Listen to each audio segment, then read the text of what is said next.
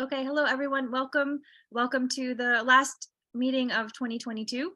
I'm Melanie. I'm the admin assistant for the association, and we're here today with Steve Miller, who's going to talk to us about the first ground combat and then the first aerial combat in the war, or I guess more specifically shots fired. And so Steve, you'll clarify exactly what happened for us.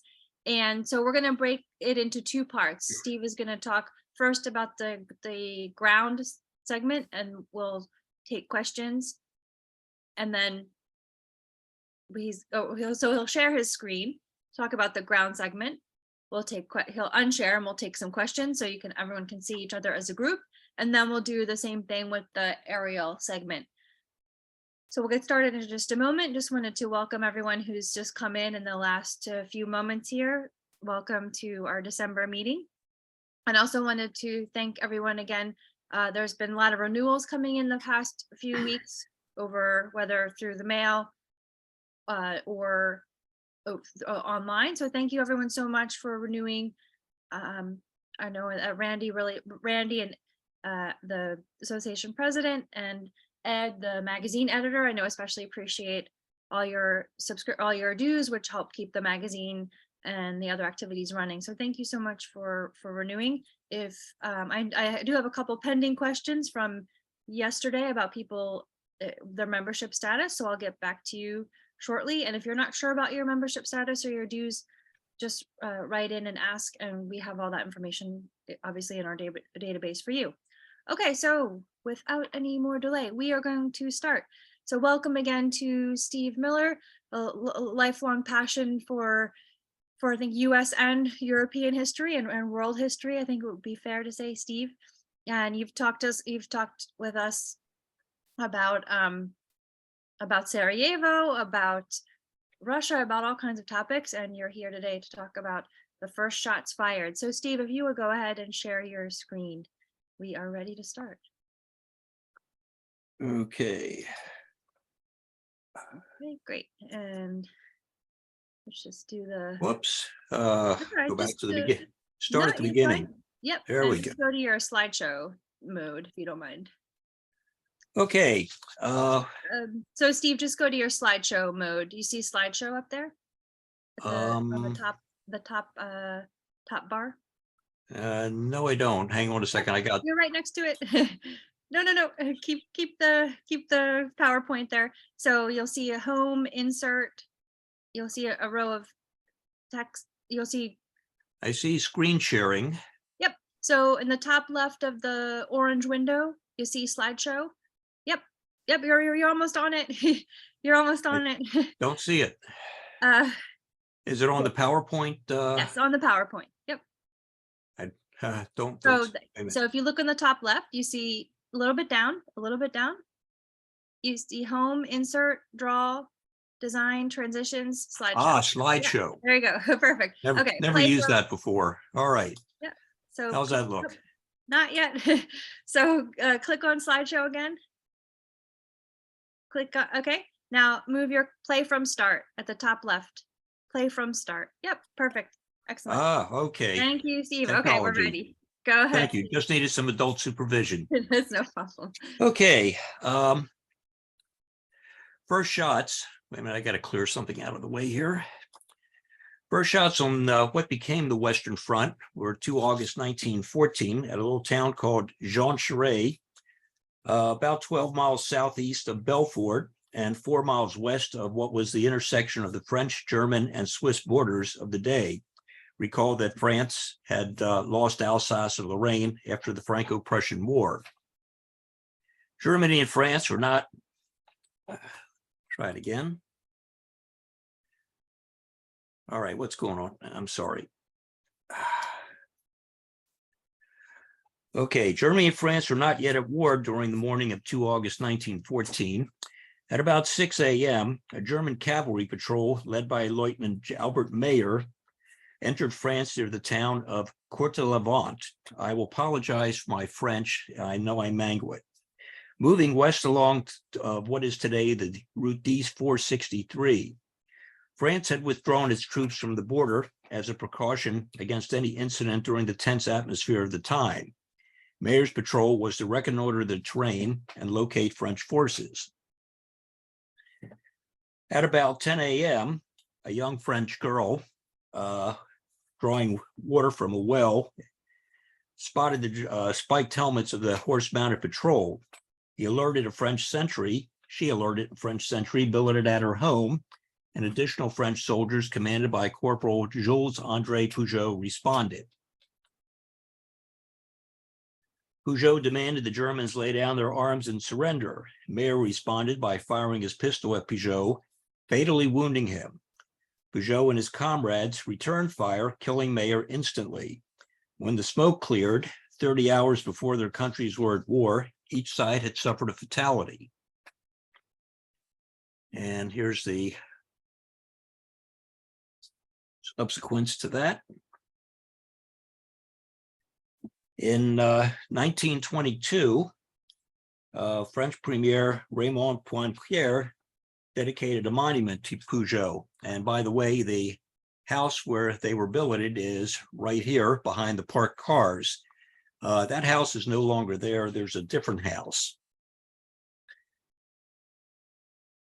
The monument featured a German woman wearing a pickelhaube, and I can tell it's a woman because of the pigtails, not because of the pickelhaube, stabbing a Frenchman in the back. In 1940, after France's defeat in World War II, this monument was destroyed.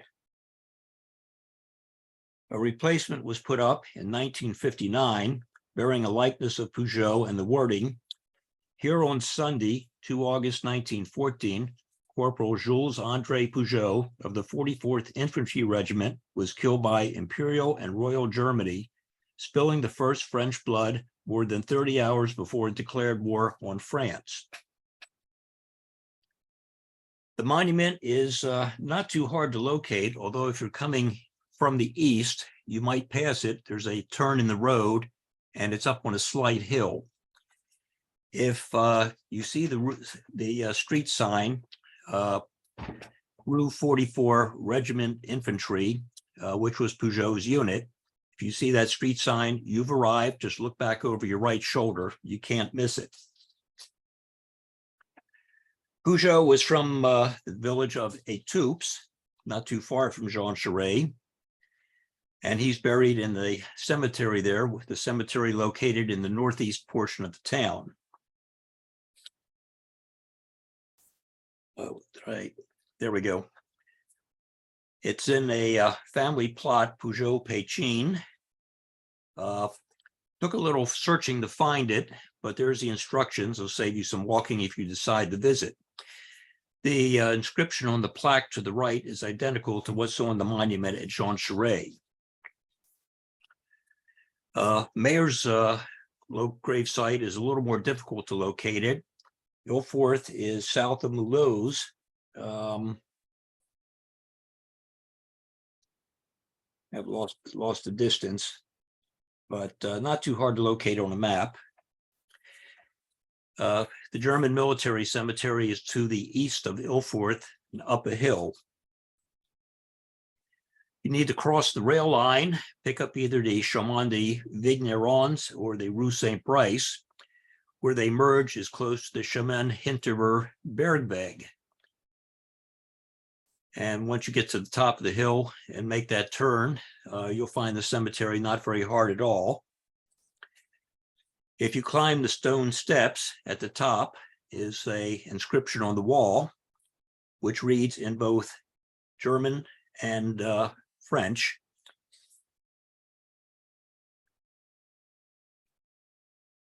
And Mayer's gravesite is just to the left of the stone wall. And here lies the first German fallen of the World War, 1914-1918, Albert Mayer, 2nd Lieutenant, 2 August 1914.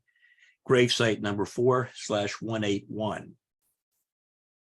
And here's pictures of both of them. Two young men. And even though their nations were not at war, they both consider their loss as the first fatality of their nation. That is the end of the That is the end of the first part. Let me see if I can get out of this. Okay, stop screen share. There we go. Have we lost Melanie? There she is. I'm here. So yeah, so we're just going to open it up to questions and discussion before moving on to the second part. So please, we're a pretty small group, so please just go ahead and speak up to Steve with your questions. Yes, there's plenty of time. The next presentation. Steve, do you have any idea when the first German on the Eastern Front died? Offhand, no. Steve, what happened between this first shot and the actual start of the war? Did anything else happen? Well, I understand from what I've read, I don't claim to be an authority on it. There were some, might have been some shots exchanged between border policemen, especially Germans coming across the border to see where the French were. Mm-hmm. I think also Luxembourg was invaded about that time, and somebody on Germany's side said, "Whoops, we didn't mean to do that." And oh, yes, we did. Well, no, we didn't. Well, yes, we did. No, we didn't. But within a couple of days, the war was pretty much on, at least on the Western Front as it was being formed.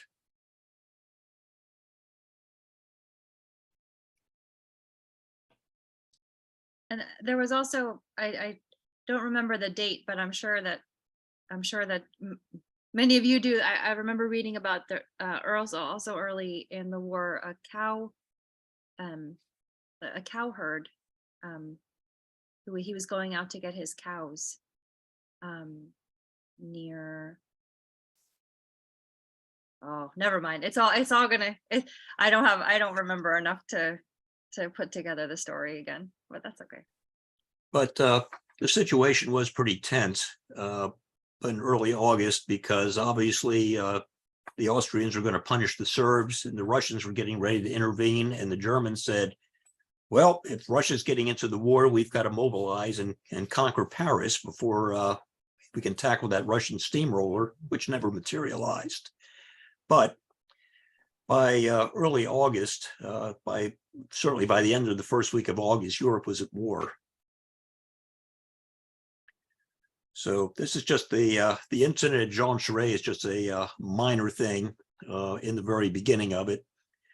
But I read about it many years ago, and since I was over in that part of France, I decided to go take a look and see what was there. So this was really just a reconnaissance activity or something that the Germans. Basically, from what I've read, the French had again trying to prevent an accidental start of something, had pulled their forces back a short distance. And the Germans just wanted to find out where were the French and what kind of terrain are we going to have to master to get to them.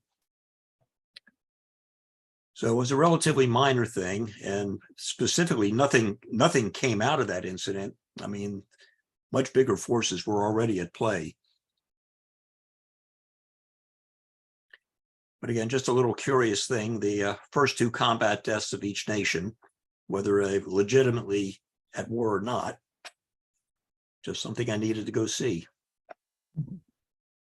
And the fighting actually took place in France or in Germany? It was in France, Uh-huh. about 6 or 8 miles into French territory. I think it was like about 10 kilometers or thereabouts. Mhm. And the, excuse me, the D463 has been named after Peugeot. So it's not too hard to find. I came in from the east and drove right by the sign because it's up on a hill. But I knew I was about the right location, so I stopped, looked around, and sure enough, there it was. Steve, does Peugeot have any connection to the Peugeot Auto Company family? I have no idea. As far as I know, he doesn't. I don't know how common a name Peugeot is in France. Neither do I. Yeah, I have a problem with Miller being a very common name. occasionally getting calls from collection agencies, and I have to inform them they got the wrong Stephen Miller. Steve, this is Scott. I have a question for you. Since this was happening on the border, can you say something about what the actual border conditions were? In other words, what sort of did they have some kind of fence on the border there? How did what exactly was that like? How did you know you crossed from Germany into France? Good question, because I was driving around that part of France looking for something else, and my wife and I are going up this dirt road trying to find a World War I bunker, the south end of the German part of the Western Front. And all of a sudden, we see this sign with a Swiss Red Cross on it. And I said to my wife, "We're not in France anymore." So we immediately turned around. There was a border crossing nearby there. Nothing like a big fence or anything, just a police station basically. And if you cross from one country to the other, you just stopped, and they verified that you weren't a known terrorist or something, and you proceeded along your way. I suspect in 1914 it was probably pretty much just the same situation, except they didn't have paved roads like we have today and fence lines, just a border station. I don't know that for a fact, but I would suspect it to be the case. So it sounds quite informal. Yes. Don't know what it was like in 1914, but when I was in Germany in the early to mid 80s, it got to the point where you crossed from France into Germany and you didn't know you were there until the street sign, still the road signs changed from German to French. The customs was just non-existent. You just drove through. Yeah. And most of the Western European countries I went to were pretty much that way. If that's a condition of the EU, but I know from living in Switzerland, even at that time and later, there was a real border crossing on roads going in to France, and we were 20 minutes away from the border at places. However, recently in the last 3 or 4 years, the Swiss-French border is totally open. There's no guards. That's just an accommodation Switzerland's made to the EU. Yeah, on my way to Jean Charest, I got stopped by a French border guard, and he was just curious, hadn't seen an American. I think he wanted to practice his English. And he asked me where I'm going, and I said, "You've never heard of it. It's called Jean Charest." And he said, "You're right, I've never heard of it." But I run into that with border guards. I think they just wanted to practice their English, and they were curious, what's an American doing here? Just something they didn't see every day. Steve, I'm just So- gonna share like a little bit for a moment, just a little bit of a larger map. Everyone can see the Jean Charest is marked there with the red pin, just to give everyone a sense. This, of course, is the modern border. Yeah, I'm trying to find it. I think it's further to the west. Yeah, Oh, you're okay. looking. Yeah, Um, it's I think it's a bit further to the west. Well, wait a minute, now I'm not so sure. I don't know. I typed in Jean Charest, so maybe there's two. There's a couple of Jean Charest. I'll be getting Ah, to the second okay. one in the next part. I see. Okay. All right. So, Did you locate it? well, yeah, it was the one that was showing up was the pin there near Ah, whatever okay. road, Swiss border. Yeah, those of us who've driven in France know the frustration of encountering towns with similar names and going to the wrong one. Don't ask me how I know. Very frustrating. The roads in France are terribly marked. I've driven a lot of them.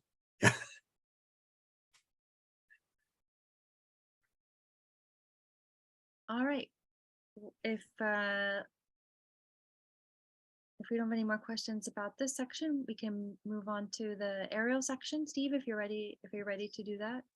All right, let me go. Let's see if I can find screen sharing again. Let's see, I've lost it. I'm trying to find screen sharing. I can't find it. Oh, here it is. Okay. Okay, how's that look?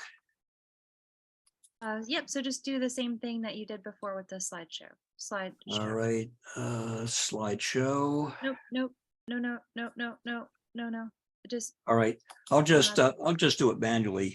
play from start in the top left. Start. Play from start, yep. Or play from current. Play from current slide. How's play that from look? current. Yeah, that looks great. That's perfect. Okay, first aerial combat. Most of my career was in intelligence, and as intelligence analyst, which bears a remarkable similarity to history, one's covert, the other's overt. I learned very early on 4 words you need to be very careful with. First, last, never, always. As soon as you do that, somebody will prove you wrong. So for the definition, all right, come on, let's see if I can get it. Here we go. Here's what I'm using for a definition of my presentation. A mutual exchange of gunfire resulting in the downing of an enemy airplane. Now, the first recorded incident of 2 aviators firing at each other was in the 1913 Mexican Revolution. 2 Americans on opposite sides exchanged revolver fire. They each missed, no consequences. In August 1914, French pilot named Roland Garros attacked a German airplane, wound up wounding one of the Germans. Those of you who know anything about aviation might recognize Roland Garros, who a little bit later on developed the method of firing through the propeller arc with a machine gun. Not very effective. It did work until he was captured when it malfunctioned. And what many consider the first aerial combat victory was by a Russian staff captain, Nesterov. He rammed an Australian Albatross. The thinking is he was trying to damage the upper wing of the Albatross with the wheels of his airplane, got tangled up in the wreckage of the upper wing, and both airplanes fell, and it was fatal to all concerned. Now, what happened on 5 October of 1914, the French on the left, and by the way, if you're not familiar with aircraft national insignia, that's the French cocarde on the upper left and the German cross on the upper right. An airplane of Squadron Voisin 24 with the 2 occupants shown, France and Quinault, were returning from a bombing mission, hand dropping some cannon shells, modern artillery of the day, and encountered a aviatik flown by Field Flying Squadron 18, the 2 Germans. Here's what the 2 airplanes looked like. The Voisin slightly larger in size. What's important with the Voisin is the machine gun mounted here. Here's a better view of it, this drawing. And you'll see why that's important in a minute. And comparing the 2 airplanes, in aerial combat, there are 2 factors. One is the skill of the pilot. The other is the capability of the airplane. Now, both were 2-seat airplanes. The speeds were very comparable, the aviatik having a slight advantage of about 11 miles an hour. That's not really significant. If you're chasing somebody and you've only got an 11-mile-an-hour speed advantage, that's not really significant unless you're very close. If you're at a disadvantage and you're trying to run away, again, you're kind of at a loss there. Not a significant difference. The Voisin is about 800 pounds heavier, but it has a more powerful engine, 40 horsepower versus 100. What gets significant is power loading and wing loading. The power loading is how many pounds each horsepower of the engine has to haul. And you can see both are fairly close. This is a factor in speed and acceleration. The wing loading is how many pounds each square foot of wing area has to lift. And again, they're pretty close. Wing area is a factor in maneuverability. I'm sorry, wing loading, a factor in maneuverability. A major advantage on the French side was the Hotchkiss machine gun, and both sides carried rifles. So during a morning bombing mission, Franz observed the German. Von Sangen picked up a rifle and fired at him. Quinault fired his machine gun, and von Sangen learned that you don't bring a rifle to a machine gun fight. Germans lost. Quinault managed to puncture the fuel tank, which caught fire, and the German airplane fell, and both the German aviators were killed. Here's a painting of the incident, and the French poilus down in the trenches were very excited to see airplanes. Probably very few had ever seen an airplane before. And according to this newspaper report, they jumped out of the trenches to watch it. The French aviators were both awarded medals, and that's a picture of them by their airplane. And there's an historical marker at Jonchery-sur-Vesle, if that's how you pronounce it. I'm not sure. About 10 miles northwest of Reims. And as you approach it, depending on which direction, you either get off of the E46 N31 on the Rue de la Robe or off the Route Nationale and find the Rue de la Gare, Gare being the train station. Just follow that northerly. You come to the end just before you cross the railroad tracks. There's a road leading to a parking lot named after the two French aviators. And there's a memorial plaque. We'll try to read all this in French. I can't do it. Basically, it's a repeat of what I just told you. It identifies the location of about 1 kilometer to the east. And this was put up in 1986. And that pretty much concludes that part of it. That's the last of my presentation. So let me see if I can find, get back, turn off screen sharing. Okay. So any questions on that part? Looks like I put somebody to sleep. No, Steve, I'll take a crack. What were the two planes doing when they met? Were it aerial reconnaissance or what? Well, this was very early in the war, October 1914. By the beginning of World War I, aviation had progressed to the point of, and a pilot could expect to take off and land reasonably safely, and an airplane could fly more than a few hundred football fields. Putting guns on an airplane was relatively new. There was a French pilot, Louis Strange, who mounted a Lewis gun on the front of his airplane, and it could barely fly. So we're just a little bit past that stage. Both were pretty much involved in reconnaissance. That was a very big, important role for the airplane in World War I. Much more important than shooting down 5 airplanes to become an ace, as they in the movie The Blue Max. Reconnaissance, artillery spotting. Eventually, they got radios in so they could contact the artillery battery and correct their fire. So Franz had been on a bombing mission. He dropped about 5 artillery rounds, small rounds, on some German target, and he was on his way home and just happened to encounter the German airplane. We're not sure what the German airplane was doing because nobody survived, but I assume they were close to the French lines and probably doing some reconnaissance. Where are the French trenches? Are they occupied or not? Do we see any artillery batteries? So pretty much at a chance encounter, and the French had the upper hand, and it showed.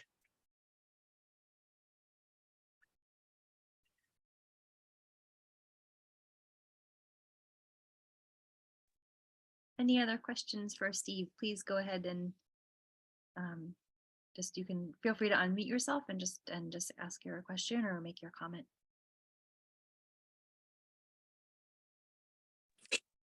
Hi, Steve. It's Carl Barbaro. How are you Hi, today? Carl. Tavarich. Kak Pashavayada. So, just as a point of interest, that in 1912, 1913, the Russians experimented with arming aircraft with machine guns. And they were on Duke-built farmings using a Maxim gun, and they discovered, very quickly that there were problems with the discharge of the cartridges getting into the engine area and possibly causing problems. So they built in a cartridge retainer, and they experimented with shooting at balloons, small weather balloons, trying air-to-air and as well as dummies on the ground to see what firing at targets on the ground would be. So they had all this in that pre-war period. And it's really interesting to note that with that development, they didn't proceed into 1914 with armed aircraft. So for those who aren't acquainted with Carl, he was a staff of the Smithsonian and a Russian aviation expert, particularly the Eastern Front and World War I. I'm sure he'll correct me on Nesterov if anything, I misconstrued anything about that incident. But I've learned a lot from Carl and have become very much convinced that the Russians were actually somewhat ahead of the West in many ways in aviation development, especially some of the bigger airplanes like the Sikorskys. And just to add, especially for those who are maybe newer to the meetings, Carl did a presentation on aviation on the Eastern Front in February. I believe this was February 2021. That is on our YouTube channel. Steve's talk will be posted on the channel, and we have almost 3 years of presentations. So invite you to check out Carl's as well, and I'll put the link here for you of our YouTube channel. I'll get that for you in just a second, and please go ahead with any other questions or comments you have for Steve.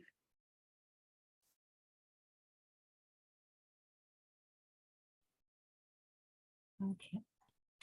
This is Could be going, but thank you, Steve. Is that Sal? Yeah, it's Jim Hockenberry. Oh, okay.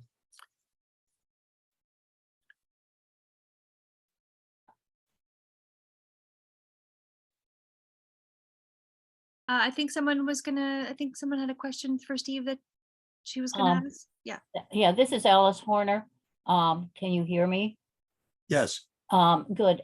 This is not actually for Steve. I had talked to Sal at the beginning of the meeting, and he could not be here because he is at a different meeting, but he's going to be the speaker for January, but he didn't say what topic.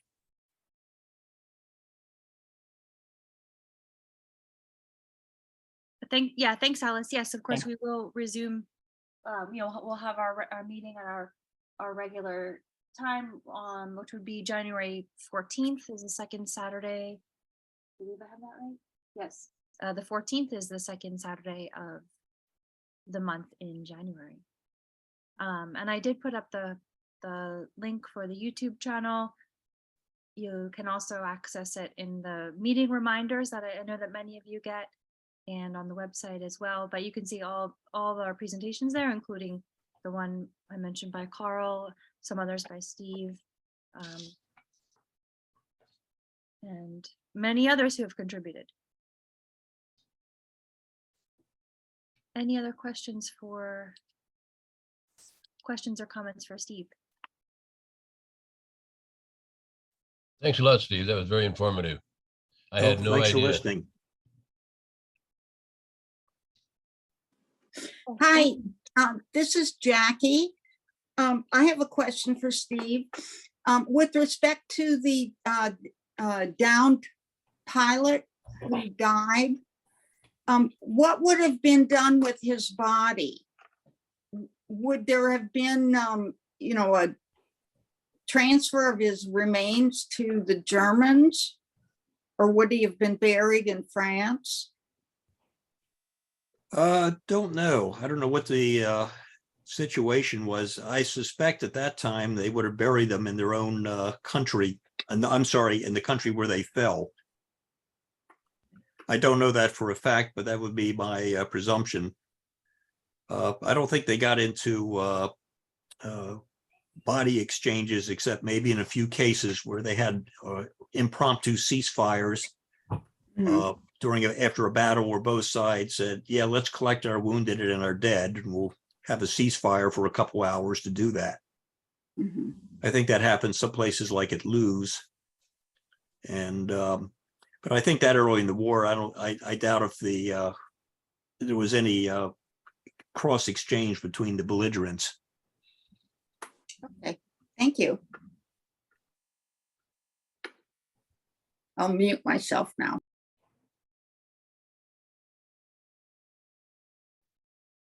All right, well, if we don't have any other questions, we will wrap it up here. Just a reminder again, we'll be back on January 14th. As Alice mentioned, Sal will be the speaker, but I know that Sal is always looking for speakers. So if you do have a topic you'd like to present on, please feel free to contact me or Sal. Let me just put our contact info in the chat. You can also find it on the website, but I'm going to give it to you in just a second. So you can reach us at, admin at WW1HA.org. And then Sal's current email address, I'm just going to put up for you in just 1 second. I'm going to copy it to make sure I don't make a mistake. Yeah, okay. So here is Sal's, here is Sal's, it's not copying. Sorry, just give me 1 second.